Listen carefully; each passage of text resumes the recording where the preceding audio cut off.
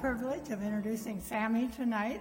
When Sami left Iraq at the age of 24, his father, who kind of understood his questioning nature, gave him a flat, smooth object that was wrapped in wax. And he told Sami that every time he went to another country or got introduced to a new country, he should take a little bit, scratch a little bit of the wax off this object he had given him. And when he said he's at the end of the world, he should scratch all the wax off and he should look at the object, and the object would tell him who he is. I thought that was kind of an interesting story, something wonderful for your father to give you. As many of you know, Sami came to Minnesota over 25 years ago, and for several years he was the owner and operator of Sinbad's, a Middle Eastern restaurant and cultural center in Minneapolis. In November of 2004, he left the Twin Cities, and many of us wondered whether he would come back alive. But he made a commitment to return to Minnesota every year and give us a firsthand account of what was happening in Iraq. And return he did, year after year, telling the American people the truth about war. That war is never about freedom or democracy or protecting women or any other rationale that aggressor nations might want us to believe. War is about stealing resources. War is about pain and death and destruction.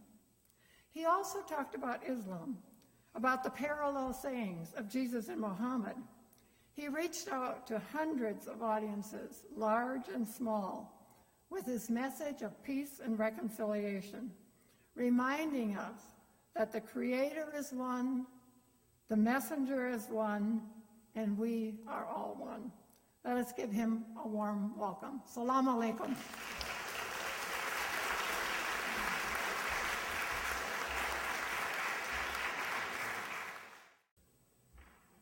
So when I came to scratch the remaining of that wax at the flat surface object, I saw myself. It was a mirror. So to find how the people and the culture of the other side of the world, it was the same. It's me, just like anybody else. That was the wisdom that my father, as a gift, gave it to me.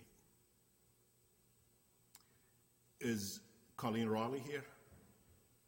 Well, right after the aftermath, the incident in Texas recently, the Dra Muhammad concept, she reminded me, she said, Sami, when you talk about Islamophobia, talk about that.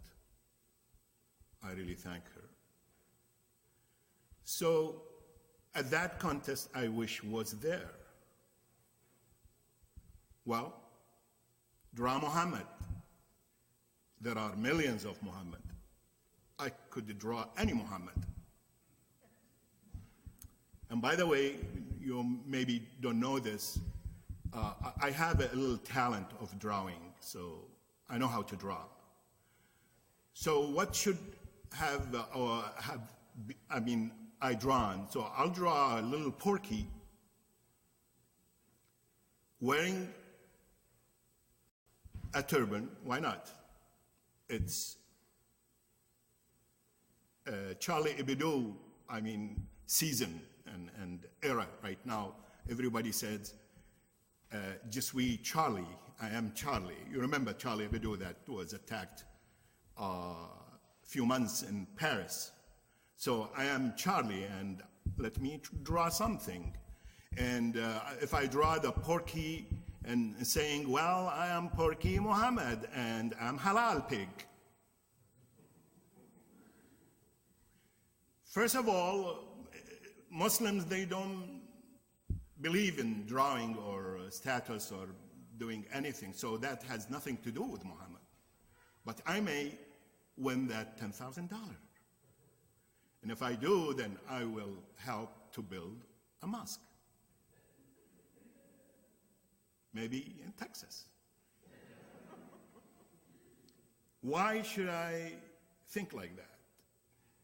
Why should I help to build a mosque? Because culturally, I'm a Muslim. My skin tells everybody I'm from that part of the world. By inheritance, I was born as a Muslim. I didn't choose to be a Muslim. My elder son had better opportunity than me, who was born here. He chose to be Christian. Wow, he's lucky.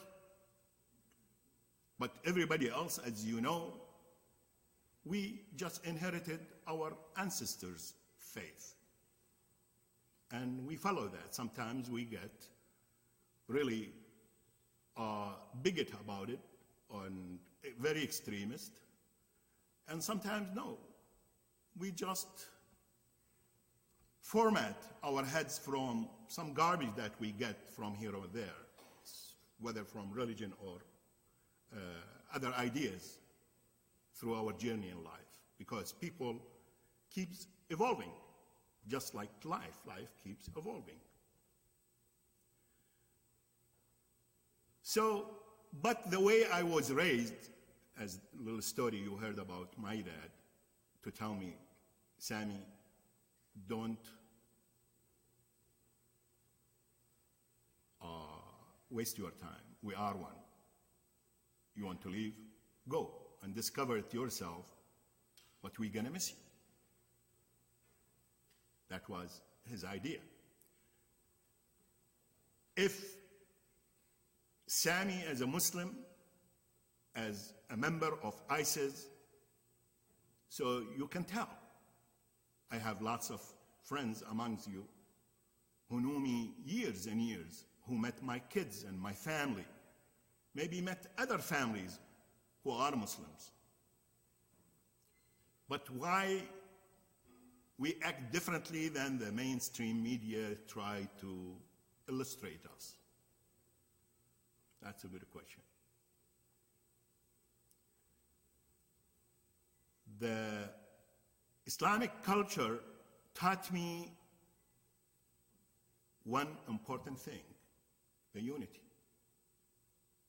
And the Christian culture here, where I lived many years, taught me the unconditional love. Love your enemy. And I focused on this concept, the enemy, because if we are one like this, so there is no space for an enemy. So it must be a false concept. But if we split, then probably, if we wish, the other side of us is the enemy. And the statement of love your enemy, actually it's don't split, love yourself. This is what I understood, and this is what we teach at the Muslim peacemaker teams in Iraq. Well, let's talk about what Islam is, please. What is Islam? What is Muslim? Islam is, of course, a religion. You know that? And has been about 14 centuries ago. Quran is the book that was revealed to Muhammad, and Muhammad was chosen by Allah as a messenger.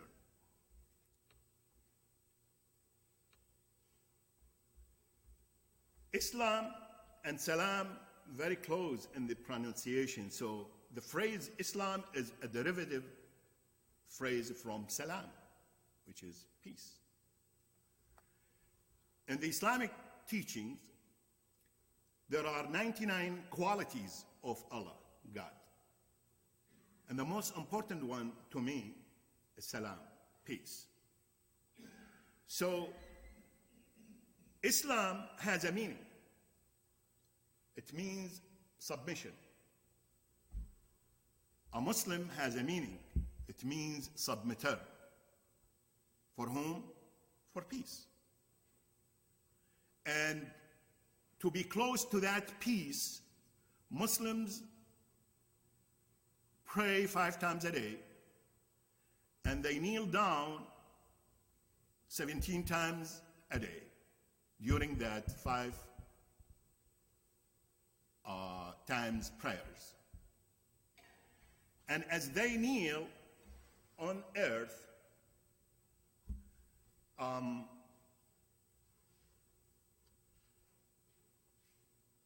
the earth is our Mother Earth. It's kind of recognition and confession and reminding. I came from earth, I shall to earth return. Shia use little clay stone if they are away from earth, like they live in 2nd floor or 3rd floor, also to use that symbolically as our Mother Earth. So we are nothing but stardust. Stardust, the feeling of being a stardust should keep us modest, humble, simple, and peaceful. That's what I learned. And that's what everybody around me, when I'm not in Iraq, knows that quality of Sami through the friendship all the years of my life.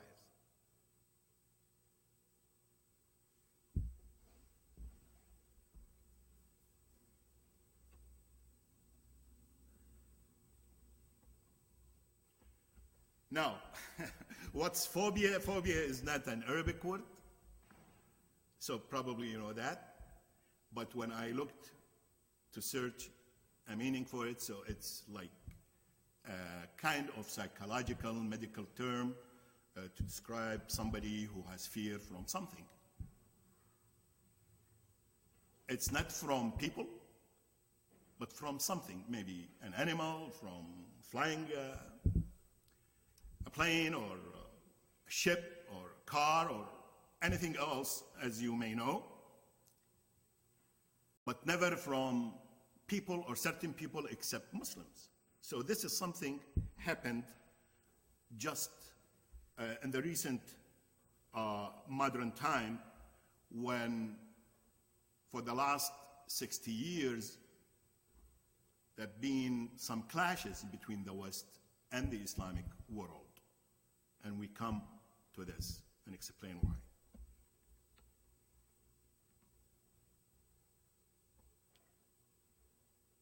So the Western media view toward Muslims as we should fear them, and of course the people who fears Muslims called Islamophobes, I believe. Let's view the first video that I prepared for you. It's about like Muslims are taken over the world. This is one video. There are many videos like classified as Muslims are taken over America, Muslims are taken over Australia, Britain, France, etc.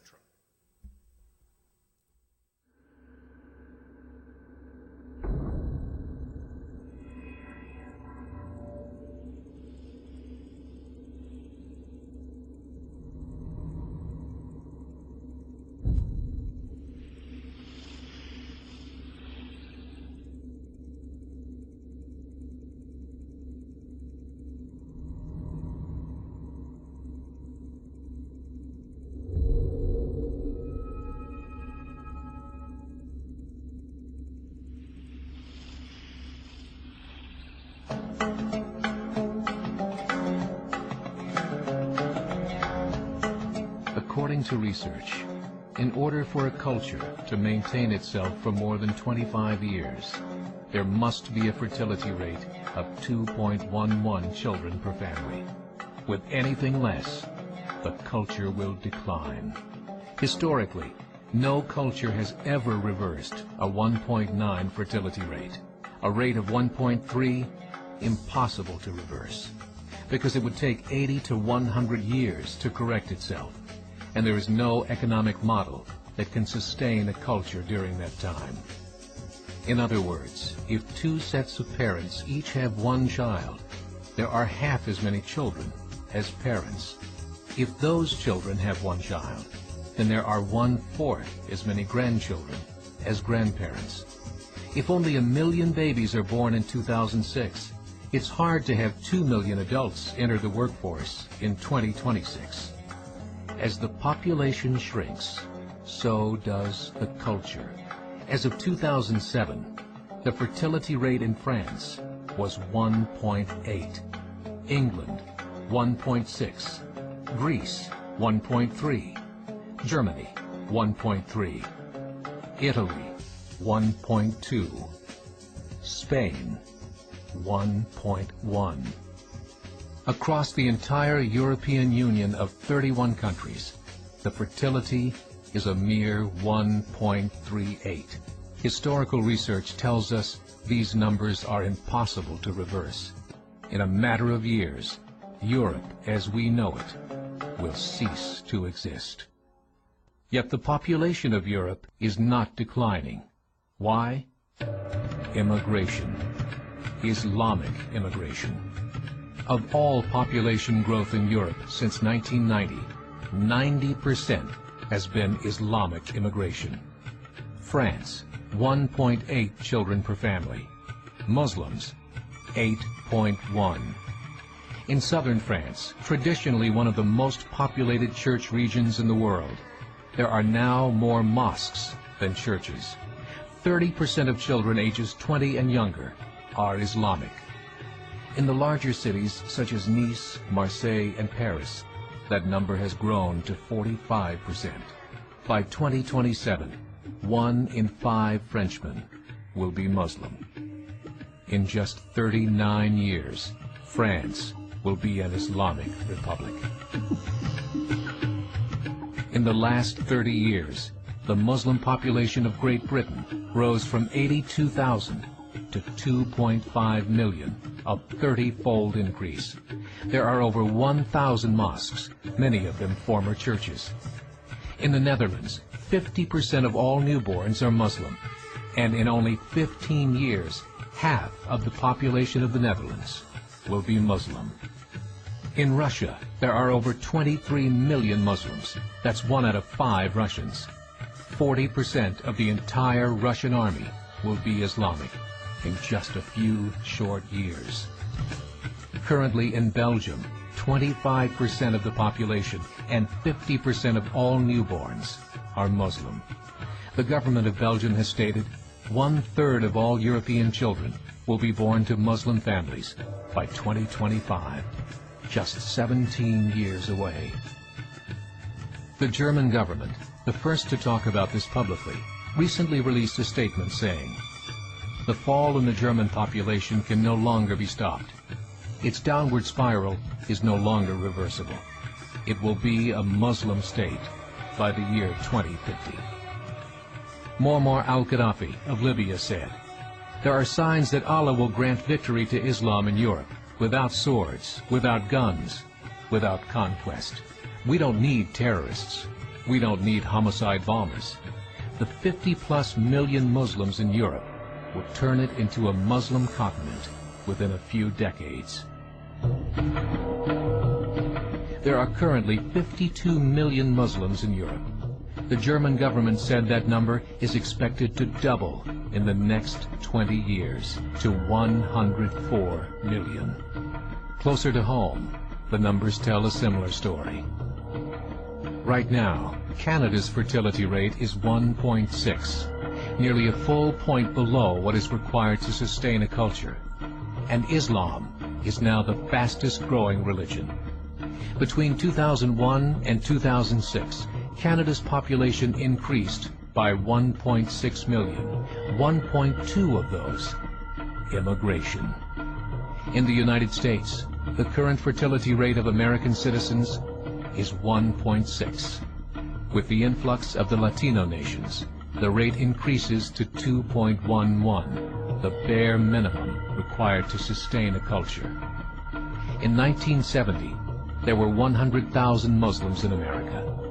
Today, there are over 9 million. The world is changing.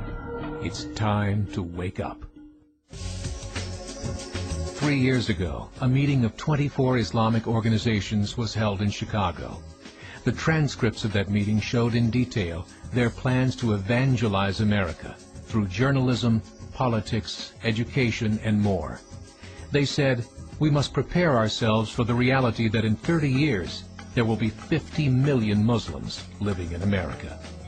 The world that we live in is not the world in which our children and grandchildren will live. The Catholic Church recently reported that Islam has just surpassed their membership numbers. Some studies show that at Islam's current rate of growth, in 5 to 7 years, it will be the dominant religion of the world. As believers, we call upon you to join the effort to share the gospel message with the changing world. This is a call to action. Well, those Muslims he's talking about, if the figures are correct, all of them are immigrants who fled, maybe refugees, who fled the wars that caused by the West. Otherwise, they never leave home. And yet, we live in a secular society in which we don't care about our neighbor what religion he is and what faith he belongs to. Anyway, this is what's right now spreading in Europe and in the US, ending up in a form of hatred, animosity toward Muslims who wear the Islamic fashion, especially women, because men you cannot tell. In 2012, my wife and other 2 women were in veil, in scarves. We arrived at in New York at the JFK airport, and as soon we approached the security guards, security inspectors, I can see how they felt not comfortable. You remember that journalist Juan something who expressed Juan Gonzalez, who in the planes I saw Muslims women, and then I got scared. And according to that statement, I think he was fired and he was hired for $1 million a year. You know the rest of the story. But my wife and the other 2 women, when I approached the guards and I told them, what's going on? You guys, you never met a Catholic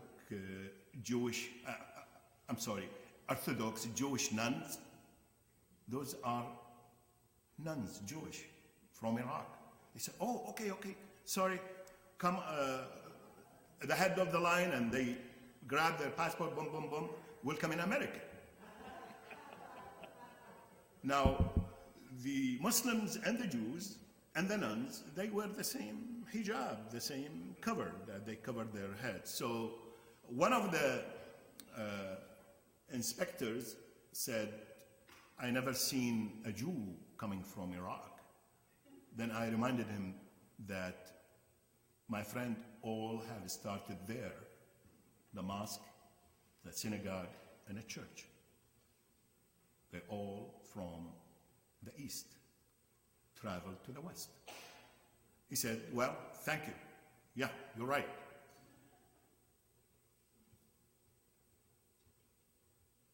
But remains this a big problem for lots of women.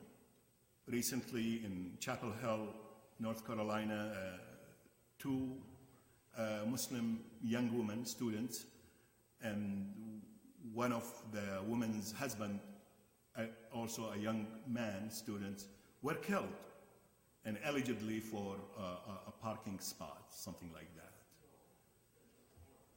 So anyway, this is how the Islamophobia wanted to be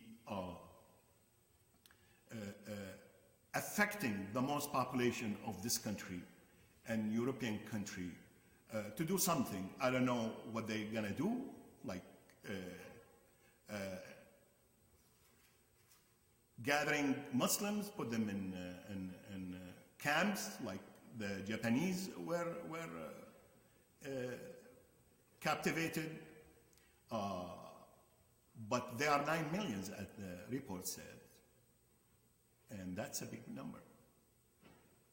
Anyway, let us see how the Muslims think about why Islamophobia in a place.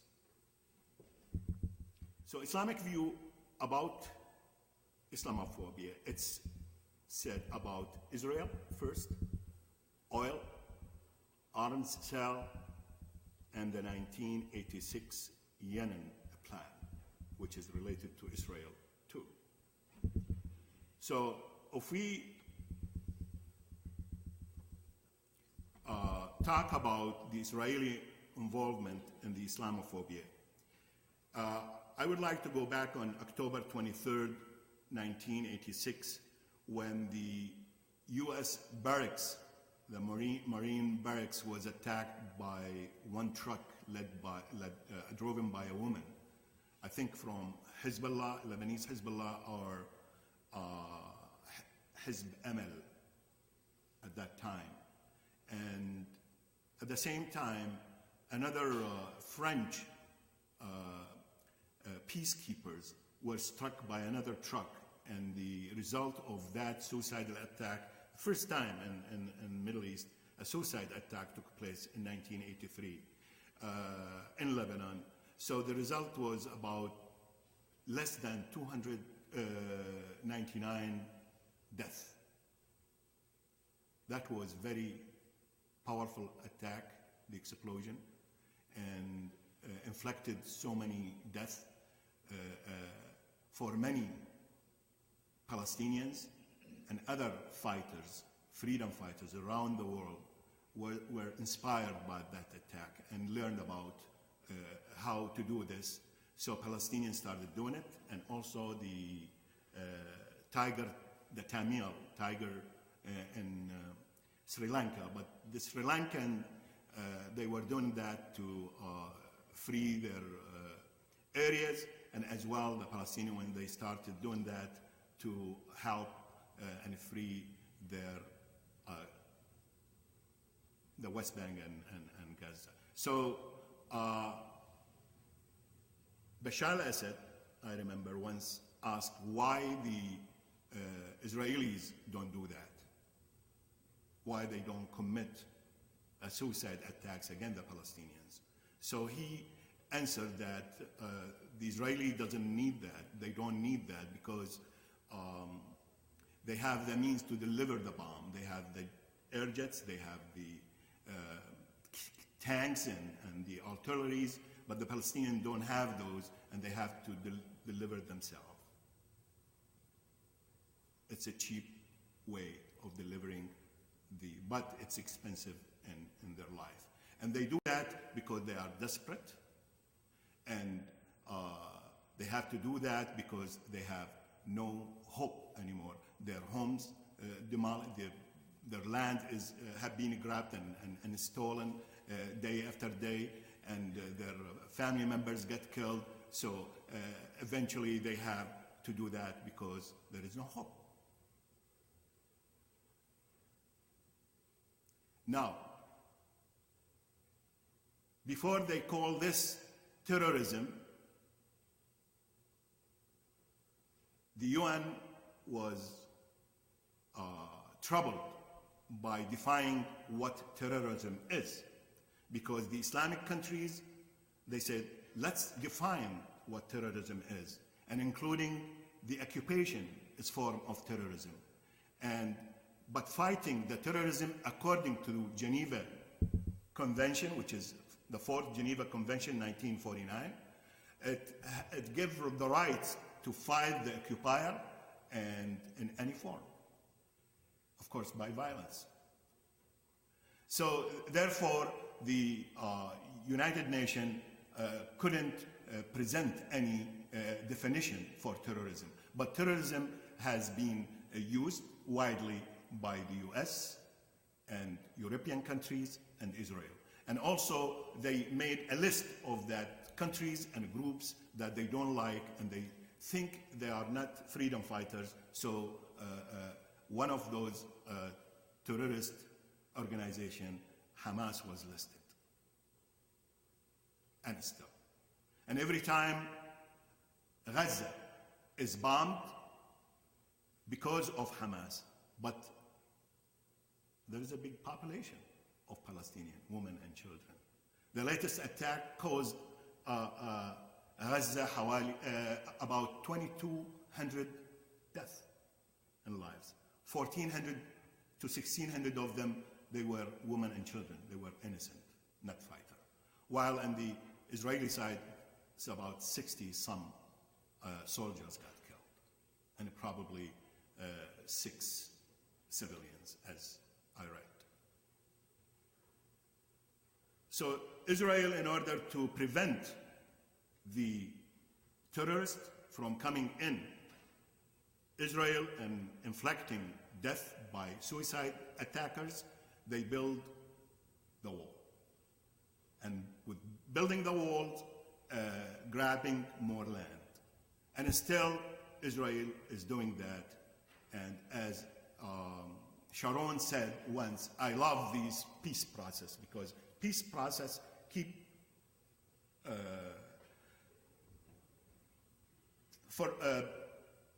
how do you say that? Like, yeah, keep it on and on and on and on while they are grabbing more land.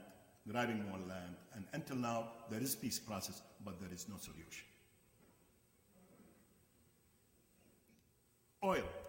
In 1973, most of you remember when there was a war between the armies of the enemies of Israel, the Arab countries' armies, because the US always backing Israel, Saudi Arabia asked all Arab countries to boycott the West and the US not to sell them oil. And that decision caused a big problem here, lack of energy. So after things settled, of course, the US wanted to not have that repeated, and therefore 9/11 Commission report that stated as findings, Iraq didn't have weapon of mass destruction, Iraq didn't have link to Al-Qaeda, didn't have link to 9/11, but the US went there to occupy Iraq after the US was kicked out of Saudi Arabia, if you remember that Al-Khubar attack in 1996, where Saudi Arabia and the attackers requested from the US to leave Saudi Arabia and go somewhere else. So in order of preventing Japan, Russia, India, the new growing superpowers, from coming and grabbing that oil and controlling the 40% of the energy sources that needed globally that comes from the Strait of Hormuz, the US went into Iraq and occupied that country for 8 years and built a huge embassy for spying and orchestrating how things are going on at the moment.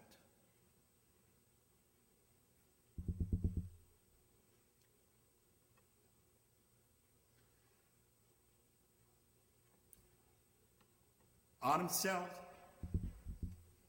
The head of the Mossad visited Saudi Arabia with pictures. Right before Saudi Arabia and some Arab Islamic countries launched the war against Yemen just recently.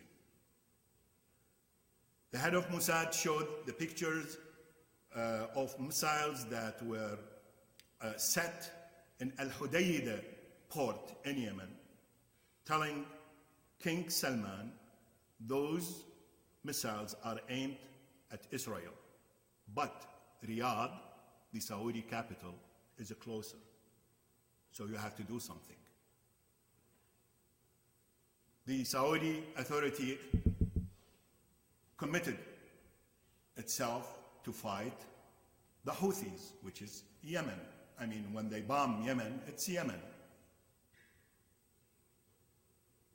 When the shock and awe campaign bombed Baghdad and other places in the country in Iraq, they were not bombing Saddam, but they were bombing civilians and causing lots of pain and death.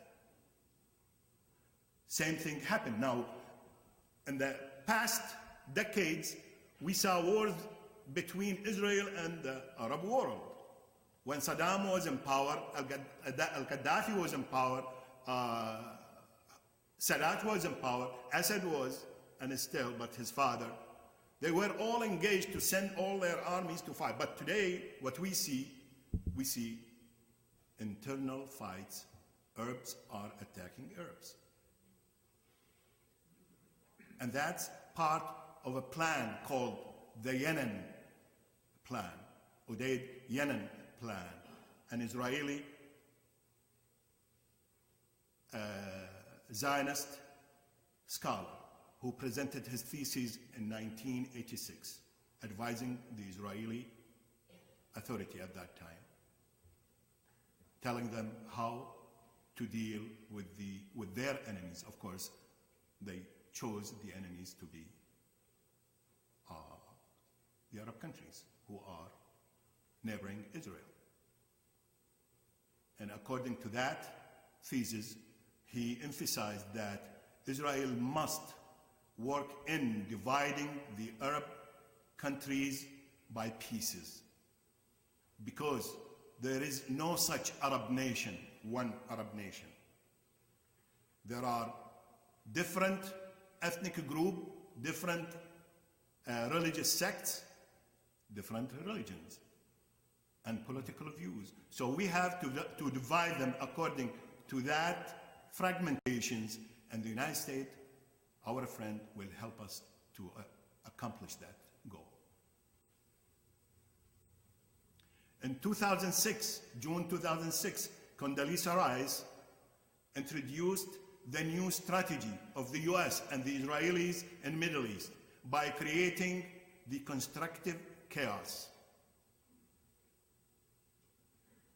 And that based on injecting the Arab countries by well-trained, financed, armed militias that's supposed to be Islamic extremists looking for so-called Khalifa-type government in Arabia. All of a sudden, nothing of this happened before the creation of Israel in 1948. All these problems, including the creation of the concept of Islamophobia, it's happening now.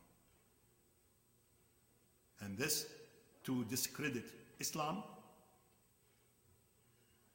feed the concept of Islamophobia day after day by entrapping young angry Muslims and have them do stupid things like what happened in Texas to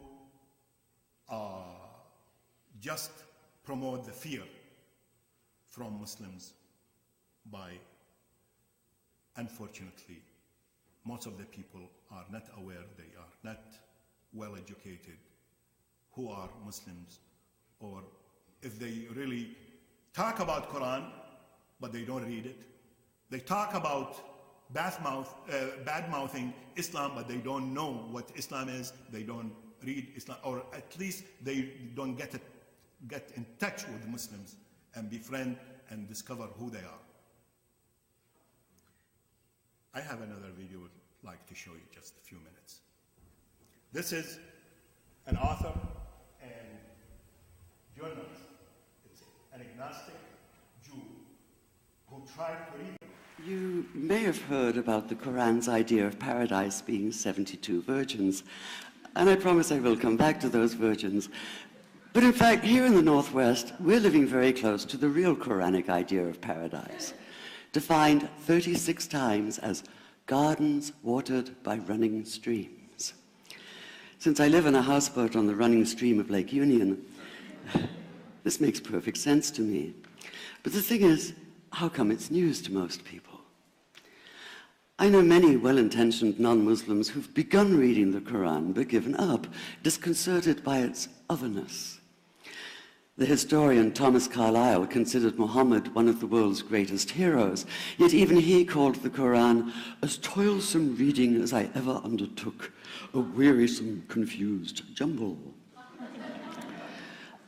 Part of the problem, I think, is that we imagine that the Quran can be read as we usually read a book, as though we can curl up with it on a rainy afternoon with a bowl of popcorn within reach, as though God, and the Quran is entirely in the voice of God speaking to Muhammad, were just another author on the bestseller list. Yet the fact that so few people do actually read the Quran is precisely why it's so easy to quote, that is, to misquote. Phrases and snippets taken out of context in what I call the highlighter version, which is the one favored by both Muslim fundamentalists and anti-Muslim Islamophobes. So this past spring, as I was gearing up to begin writing a biography of Muhammad, I realized I needed to read the Quran properly as I could, that is. My Arabic's reduced by now to wielding a dictionary, so I took 4 well-known translations and decided to read them side by side, verse by verse, along with a transliteration and the original 7th century Arabic. Now, I did have an advantage. My last book was about the story behind the Shia-Sunni split, and for that I'd worked closely with the earliest Islamic histories, so I knew the events to which the Quran constantly refers, its frame of reference. I knew enough, that is, to know that I'd be a tourist in the Quran, an informed one, an experienced one even, but still an outsider, an agnostic Jew reading someone else's holy book. So I read slowly. I'd set aside 3 weeks for this project, and that, I think, is what is meant by hubris, because it turned out to be 3 months. I did resist the temptation to skip to the back where the shorter and more clearly mystical chapters are, but every time I thought I was beginning to get a handle on the Quran, that feeling of, I get it now, it'd slip away overnight, and I'd come back in the morning wondering if I wasn't lost in a strange land. And yet the terrain was very familiar. The Quran declares that it comes to renew the message of the Torah and the Gospels, so 1/3 of it reprises the stories of biblical figures like Abraham, Moses, Joseph, Mary, Jesus. God himself was utterly familiar from his earlier manifestation as Yahweh, jealously insisting on no other gods. The presence of camels, mountains, desert wells and springs took me back to the year I spent wandering the Sinai desert. And then there was the language, the rhythmic cadence of it, reminding me of evenings spent listening to Bedouin elders recite hours-long narrative poems entirely from memory. And I began to grasp why it said that the Quran is really the Quran, only in Arabic. Take the Fatiha, the 7-verse opening chapter that is the Lord's Prayer and the Shema Israel of Islam combined. It's just 29 words in Arabic, but anywhere from 65 to 72 in translation. And yet the more you add, the more seems to go missing. The Arabic has an incantatory, almost hypnotic quality that begs to be heard rather than read, felt more than analyzed. It wants to be chanted out loud, to sound its music in the ear and on the tongue. So the Quran in English is a kind of shadow of itself, or as Arthur Arbery called his version, an interpretation. But all is not lost in translation. As the Quran promises, patience is rewarded, and there are many surprises. A degree of environmental awareness, for instance, and of humans as mere stewards of God's creation, unmatched in the Bible. And where the Bible is addressed exclusively to men, using the second and third person masculine, the Quran includes women, talking, for instance, of believing men and believing women, honorable men and honorable women. Or take the infamous verse about killing the unbelievers. Yes, it does say that, but in a very specific context. The anticipated conquest of the sanctuary city of Mecca, where fighting was usually forbidden. And the permission comes hedged about with qualifiers. Not you must kill unbelievers in Mecca, but you are allowed to, but only after a grace period is over. And only if there's no other pact in place. And only if they try to stop you getting to the Kaaba. And only if they attack you first. And even then, God is merciful, forgiveness is supreme, and so, essentially, better if you don't. This was perhaps the biggest surprise. How flexible the Quran is, at least in minds that are not fundamentally inflexible. Some of these verses are definite in meaning, it says, and others are ambiguous. The perverse at heart will seek out the ambiguities, trying to create discord by pinning down meanings of their own. Only God knows the true meaning. The phrase, God is subtle, appears again and again. And indeed, the whole of the Quran is far more subtle than most of us have been led to believe, as in, for instance, that little matter of virgins and paradise. Old-fashioned Orientalism comes into play here. The word used 4 times is huris, rendered as dark-eyed maidens with swelling breasts, or as fair, high-bosomed virgins.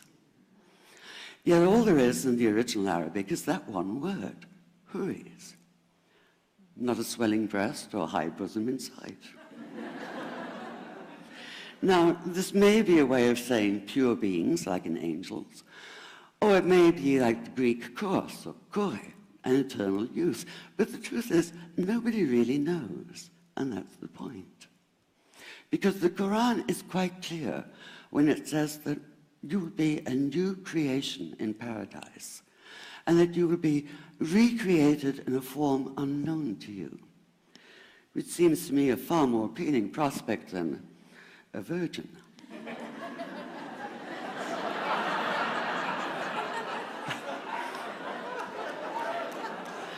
And that number 72 never appears. There are no 72 virgins in the Quran. That idea only came into being 300 years later, and most Islamic scholars see it as the equivalent of people with wings sitting on clouds and strumming harps. Paradise is quite the opposite. It's not virginity, it's fecundity, it's plenty, it's gardens watered by running streams. Thank you.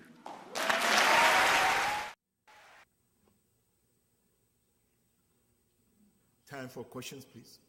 1 second, please. If there was absolutely no oil in the Middle East, North Africa, drawing a line from the north side of the Caspian Sea down to Saudi Nigeria. Arabia, 300 miles on each side, if there was no oil or natural gas in the Middle East, in that area, would the United States of America care one whit how many people killed each other in that area? No? Absolutely not. That's a good question, and also I would like to add what's are witnessing right now. It's a byproduct of what happened in Palestine in 1948. See, Israel is there to exist. USA is there to exist. The Palestinians are there to exist too. So without giving them the right to exist, things will never get improved. Will never get improved. People will keep suffer, and that oil is an addition agony for the inhabitants of that Arab peninsula, the Arab countries. Thank you. Yes. I just wanted to ask you about your own safety. You know, how is your safety and the safety of your family? That's my first question. And my second question is about discouragement for yourself. You know, as you've been traveling around the United States and now go back home, how is your mood about things here and at home? Well, we talked about Islam, and briefly we talked about phobia, fear. Phobia and Sami are not friends, because otherwise I cannot afford to continue more. And that happened first when I left my second home by choice back to Iraq in 2004. I never felt any fear, because I felt, in the contrary, I felt I was in a mission, in a sense of urgency to go and do something. And I'm still doing this. But that was good. Now, my family and I, we are not different than another 25 to 28 million people who are living there. And believe me, if I get killed or one of my family got hurt, so probably we die naturally, or by a dangerous disease, or by a bullet. So what's the difference? I may die here for any reason. And by the way, I had in 2010 an accident where I lost my hip. My hip, left hip. I have total hip was replaced with drop foot right now. My left foot is dropped, and I have to put that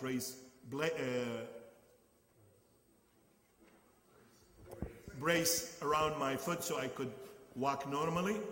And my youngest son, when he knew about this, that a young driver, Iraqi driver, caused the accident, he said, "Dad, don't talk about that because it's not exciting. Tell us when you get hurt by an American soldier." It's more exciting and more interesting.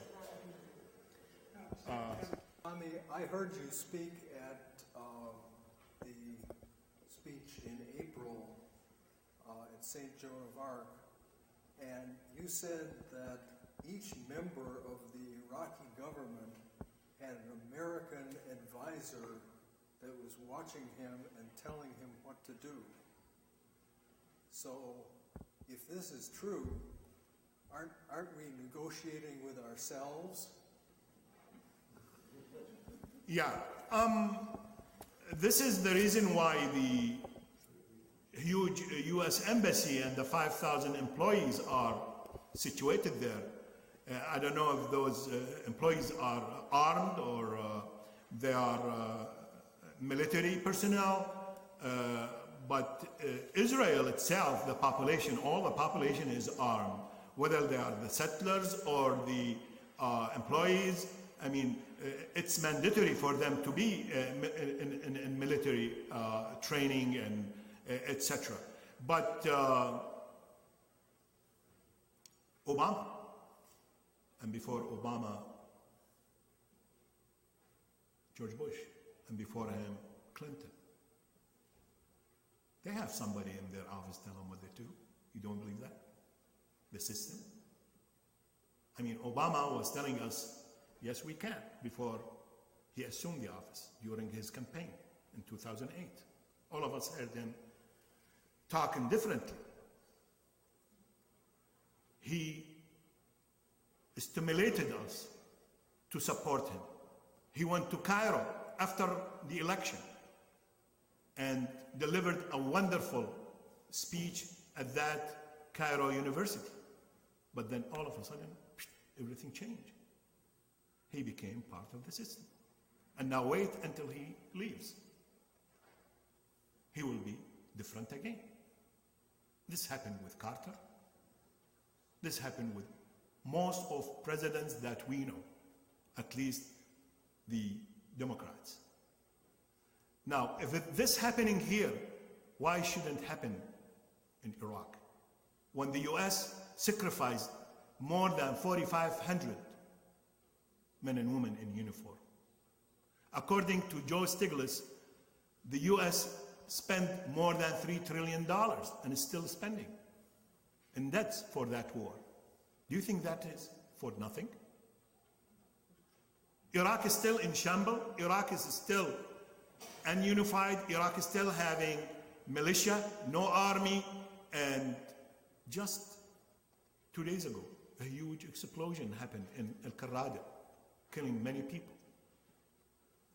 So why the US is not stopping this agony, not helping the Iraqis? They complained about Saddam killing his own people. Okay. Does that killing stop? No. Still going on. So we don't have a clear vision government that decide what Iraqis want. Those government officials brought from the streets, from London, from New York, from Texas, from other countries to rule us with no qualifications. They are learning and stealing.